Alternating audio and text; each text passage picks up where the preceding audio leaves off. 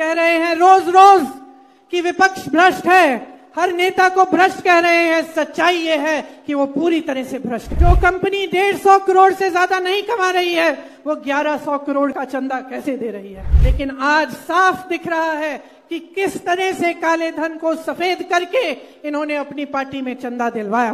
प्रधानमंत्री मोदी जी एक स्कीम लाए, उसका नाम था इलेक्टोरल बॉन्ड्स।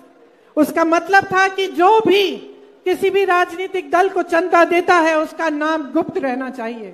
सुप्रीम कोर्ट ने कहा कि यह स्कीम गलत है, इससे भ्रष्टाचार बढ़ेगा और जो सूची है जिसने चंदा दिया है उसका नाम बाहर निकालो। जब ये लिस्ट बाहर निकली तो पता चला कि नरेंद्र मोदी जी की पार्टी ने, नरेंद्र मोदी जी ने इनसे किन किन लोगों से चंदा लिया।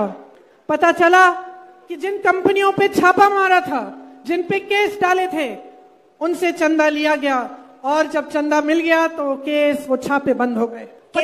पता चला कि ऐसी कंपनियां थी उस लिस्ट में जिनका मुनाफा कम था लेकिन चंदा ज्यादा दिया।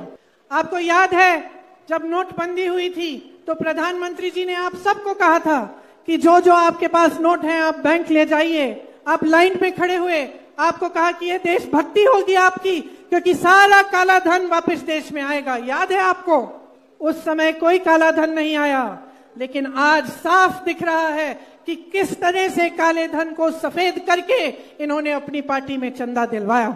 जो कंपनी 150 करोड़ से ज्यादा नहीं कमा रही है वो 1100 करोड़ की चंदा कैसे दे रही है। और पूरा हमला विपक्ष पर साध रहे हैं, कह रहे हैं रोज रोज कि विपक्ष भ्रष्ट है, हर नेता को भ्रष्ट कह रहे हैं। सच्चाई ये है कि वो पूरी तरह से भ्रष्ट है। सच्चाई ये है कि इन्होंने देश को गुमराह किया है 10 सालों से।